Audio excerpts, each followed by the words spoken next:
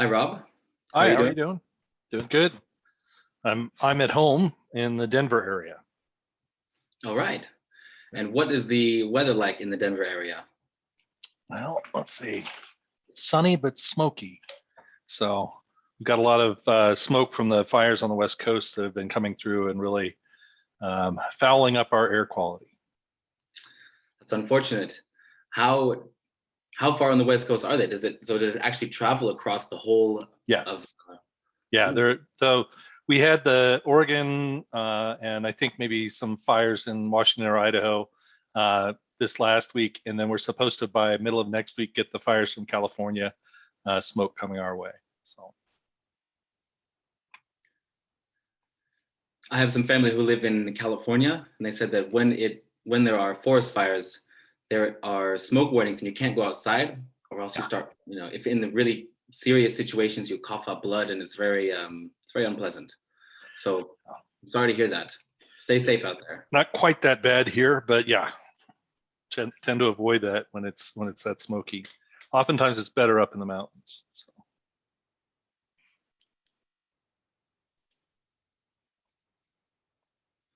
Anyone else here checking in from the Denver area?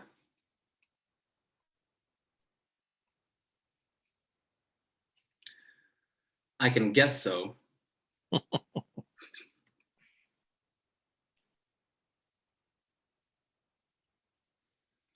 I think we'll just wait a few more minutes and then we can get started.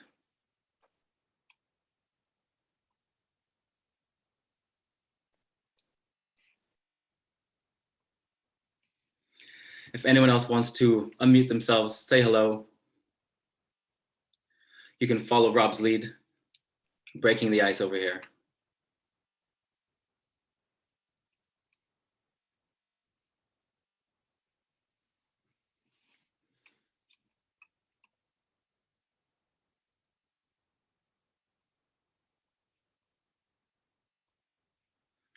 Hello, Samya. Hello, Aziz.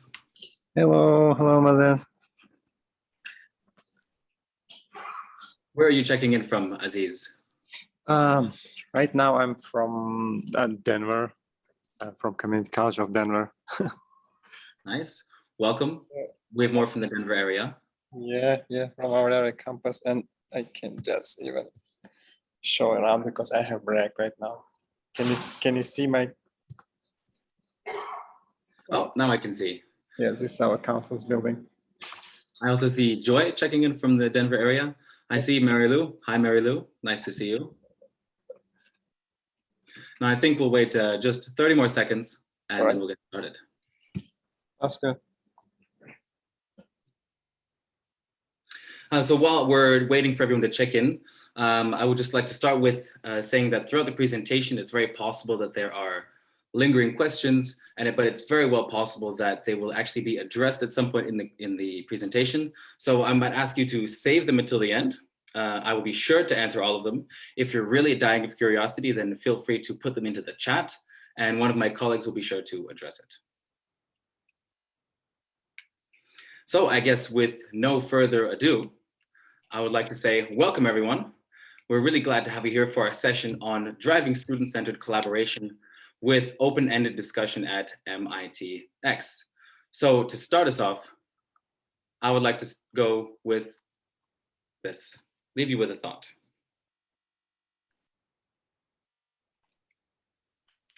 So this equation is used to describe something that we strive for in active collaboration. Now, what this means is that the results of two things collaborating produce a result greater than the sum of their individual parts. So, why is collaboration important? Now, collaboration is an essential life skill for career readiness, for personal development, and overall well-rounded shared and sociable learning. Collaborative learning theory indicates that group learning actually helps students develop their higher level thinking, oral communication, self-management, and leadership skills, and students have the opportunity to build upon their leadership and organizational skills. Now, collaborative learning is key for developing critical thinking skills, and research actually suggests that students retain more information when working in groups. So, what does this mean post-COVID? So we're all familiar with the ADDIE framework, And in order to design a course, we need to analyze what the teachers need and what the desired learning outcomes are so that we can design the course, develop the course, implement it, analyze it, etc.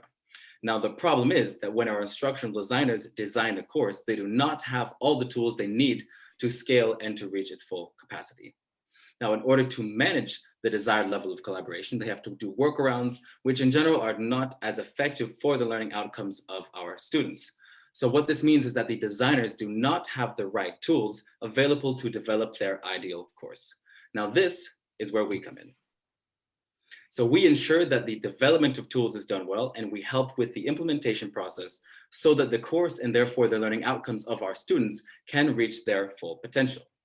So the question is, what are our objectives for driving collaboration in higher education? Now, our objectives are to expedite the use of a skill-based curriculum, inclusivity and connectedness, and education should be more inclusive, and it should cater to diversity. Students should be equipped with transferable skills that enable lifelong learning and professional flexibility. So we, in collaboration with teachers and institutions, aim to be the technological means to a pedagogical goal. The teachers are the ones with all the great ideas. So what we want to do is leverage that and facilitate the creation of higher quality learning activities for future generations. So who are we? We are a group of developers, ex-educators, and experts who are driven to improve the world by encouraging active learning in education at scale. We address collaboration with a two-pronged approach, collaborating with teachers and institutions to facilitate student collaboration at a higher order. We co-create innovative pedagogical tools which are designed to increase student engagement and collaboration, and these tools embed into your LMS and allow for the design of more flexible and scalable asynchronous learning activities for teachers. Now, in turn, this then creates a more positive learning experience for the student. So you may be asking, how do we co-create? So we co-create with something called the Do Tank. Now, in collaboration with experts and teachers from other partner institutions, our Do Tank builds new technically supported learning activities to the proposed challenges and opportunities of the institution. So our partner comes to us with a problem, and they work with us together to create a solution. Now, these solutions eventually find their way into our tool suite as a feature or as a new pedagogical tool. Many of the tools and features that we still have today originally started as Do Tank projects with our partners. So what we do is connect with the innovators. We discover the validated pedagogical methods. We gather the best ideas. And then the concepts with the most potential are selected to enter the Do Tank. And finally, we share this tool suite with all of our partners. Now, this collaboration is just one example of how 1 + 1 = 3. We would not have been able to achieve this separately, but together with institutions, we were able to arrive at something even greater. So, what ideas, tools, features have we come up with so far? Now, I would like to show you a specific example of a tool that we co-created with MITx. So the teaching team at MITx had the task to turn their Masters of Engineering in Advanced Manufacturing and Design into an online graduate level program whilst maintaining the practice of open-ended learning. Now, open-ended learning is the core element in all of their master's programs, and it is easy to facilitate in face-to-face classrooms. However, it is much more challenging in MOOCs as it requires a scalable method for grading and facilitation of both self and peer review. Now, instructors from MITx needed to find a way to capture this open-ended learning environment in an online setting, which led to the collaboration with FeedbackFruits. And together we developed a tool called Discussion Assignment that could achieve the goals for open-ended MOOC course. And these goals were to capitalize on the potential of flexibility in MOOCs, assessment at scale, and open source learning, as well as to leverage class interactions for both knowledge formation and student assessment. Now, it's better to describe this tool through an example of a learning activity. Now, for a mechanical engineering course, which lasted 12 months with 80 students, the students were required to write and submit a report based on materials covered in the face-to-face classrooms. The entire process was facilitated within the discussion assignment with an LTI integration into the LMS, and it can be summarized as follows. Step 1, the teachers outline the instructions and guidelines for students. Step 2, students submitted their reports. Step 3, students engaged in online discussion. They commented on each other's reports. They can upvote or even reply to the comments. Step 4, the instructor reviews the process and in some cases will join the conversation and join the discussion. And step 5, the students reflect on the discussion of their work. So according to the instructor, the results of the adoption were positive. Discussion assignments supported constructive learning, where the discussion would act as a form of correction, addition, and confirmation of the student knowledge. And the seamless LTI integration allowed students to focus on the learning instead of the tool. It was also able to foster the open source learning in which students could benefit from different perspectives and opinions, and their thinking was broadened by the depth and thoughts of their ideas. So let's have a look at some student reactions as well.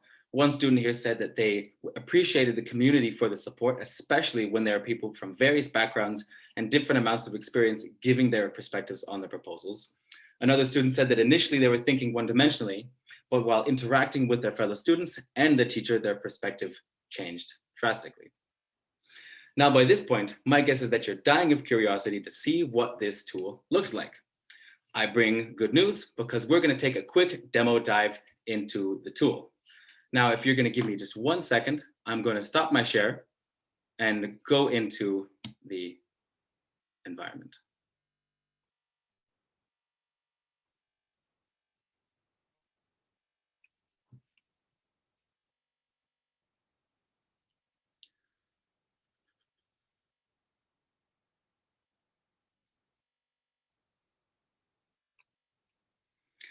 Now, here we are in Canvas. The first what we're going to do is show you the perspective of a student participating in the activity, which I'm going to do now. And then afterwards, we're going to show you the teacher's overview of the student's activities, and then we'll show what it looks like to actually set up an activity. Now, the purpose of this activity is to have a discussion surrounding a deliverable and to develop the ideas to encourage critical and reflective thinking, as well as to generate dialogue within peers. Now, this is done by providing explicit instructions and facilitating a step-by-step meaningful dialogue. And from a pedagogical standpoint, and in regards to Bloom's taxonomy, this means that the students will really remember and understand the content by engaging in a free-flowing process of discussing the content of various submissions in an open way. Now, here we are in Canvas. This looks familiar to many of you. And now via the LTI 1.3 integration and OAuth 2.0, we have the groups, calendar deadlines, and grades, which are all pushed back into Canvas as well. And we can see the tool appear directly into the iframe as such. Now, as with all the tools, the first thing we want to do is go full screen so that we can really eliminate all of the extra noise and distractions which may come up when engaging on their platform online. So we go full screen. And the first thing that we see is that we have a chronological order as to the steps I have to complete as a student. So step 1 is to read the instructions. Step 2, hand it in. Step 3, discuss with my peers. Open discussion. We select the most valuable contributions. We reflect on the assignment. And then the last part is the grading, which our teacher has not published yet. Me being the teacher, I'm waiting till later. So I'm a student. I've read the instructions. Submit a report based on the materials we've covered in the lecture. Next step is to hand this in. Now, depending on how the teacher wants, this can be a document, video, website, image, audio. We can support it all. Now, the submission I've done today has been a PDF file of a decision tree from FeedbackFruits. We're not going to look into that right now, but we will have a discussion with our peers. So let's imagine we've handed in our assignment. Next step is to discuss with our peers. So let's go to the discussion. So in this case, we have been required by the teacher to discuss the submission of one other peer. So give a deeper level of feedback to one of our peers, as well as to do a self-reflection. Now, this is the work of our peer. This is my work. And if we want to have a closer look at the work of our peer, we simply click here and it takes us directly into the document. Now, in this case, one of the students has uploaded a document from one of our tools, but in this case, it works the same. If we pull out this sidebar, then we can see all the comments that have appeared in this document. And this is where the discussion is really taking place. So we can see that student 2 wrote a few things, student 9 really wrote in some things as well. We're able to upvote, we're able to like the other comments and even reply to comments from other students. So we'll just put my reply here. This can also be left as a voice note or an attachment. Now, if I want to create my own comment in the document, I can simply, let's imagine I'm reading. Wow, I find this super interesting. Let me select this part of the text, and immediately it pops up in the window and I can write my comment here. We publish it, and immediately this shows up here for other students to engage with and really join in the discussion. Now, once we've done this, we'll take a step back. We have done our own work. We've reflected on the students' work, our own work, and now we're going to engage in discussing the work of any other classmate. So we go here and we can see all of our classmates' work, all of the assignments lined up as such. Now, if we want to say, okay, we want to look at the assignment which has had the most comments, the most recent one, the least activity, most activity, we can filter it as such to really decide how we want to see these items and make sure that we can put our discussion points where they are going on. So we've engaged in the open discussion, discussed with our peers. We're going to finish this later. This is us engaging in the open discussion. This next part is selecting the most valuable contributions. So as a student, what we can do is go and select the contributions which we believe have been the most valuable. Then as a collection of all the students' selections, this will then appear more prominently and more visibly to the other students as well. And lastly, we are forced to write a reflection. In this case, between 40 and 100 words. I would write my reflection here, and then we have the grading.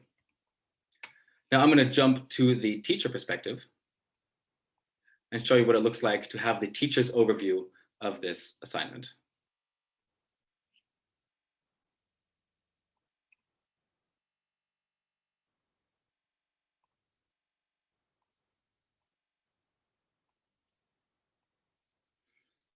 So here we are, a teacher.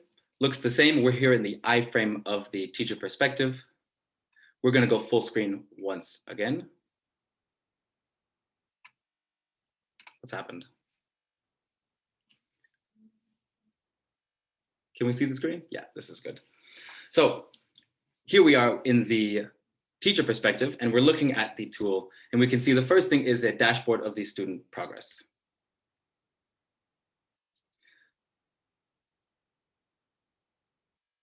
Now, if it looks like it's logged me out, that's not good timing. Let's try again, except I'll log in and out with the other one.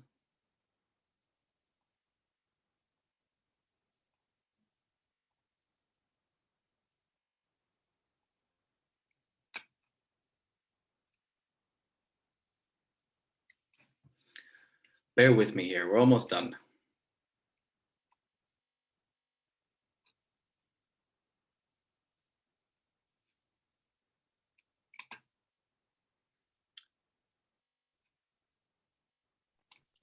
If there are any questions in the meantime, feel free to write them in the chat, and I'm happy to answer them while Moses sets everything up for you to see. Now this is going to be a slightly different assignment, where we're still going to be able to see the same setup.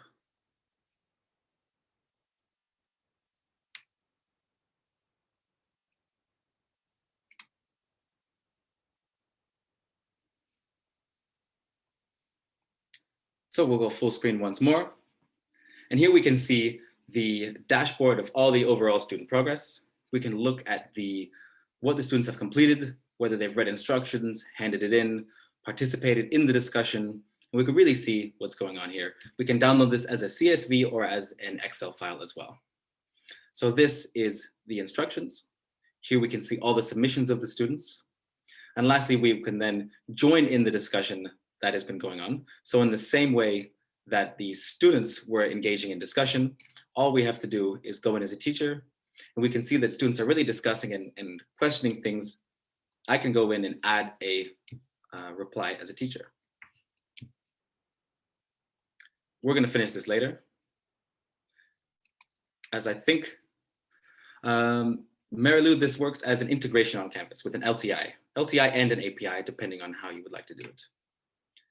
Now, if we set this up, we'll go to the edit mode. We can see this is where I'm going to write my instructions. We can distinguish the different collaboration options, whether we want the students to hand in individually, as a group, complete flexibility in this sense. And here we're able to set multiple deadlines as well. So first deadline for submission, we can require minimum, maximum here with the hand-in types. We can discuss with our peers, set the deadline here as well. Open discussion, most valuable contributions, and reflections. Now, if you want this to be a formative and not graded, we can also take out the grading. So here you can see there's been no grading option, but we can simply add it here. We can add automated feedback, or we can add configurable grading. The integration works the same for all LMSs. So we work with Moodle, D2L, Canvas, Blackboard, and Microsoft Teams.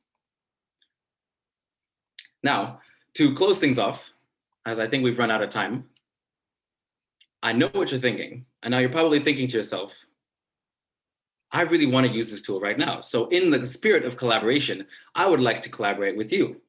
You and I, COLTT attendees, FeedbackFruits, we want to receive your feedback and your ideas. So what we did is we created a sandbox environment in Canvas specifically for COLTT. And we're going to give you the opportunity to engage in discussion as a student in the discussion assignment tool. So we created 20 students, of which you can find the username and password in the chat here in this that my colleague has posted. Follow the URL, use the login details to gain access, and keep in mind, since there are only 20 students, it may happen that you're logged in simultaneously with someone else or on the same account. It's not a problem, but of course it's easier if we spread out and choose randomly between students 1 and 20. So before we close off, I would like to leave you with one of my favorite phrases. Teamwork makes the dream work. Thank you. Now, if you have any questions, I'd love to answer any of your questions. I believe we have a little bit of leeway here.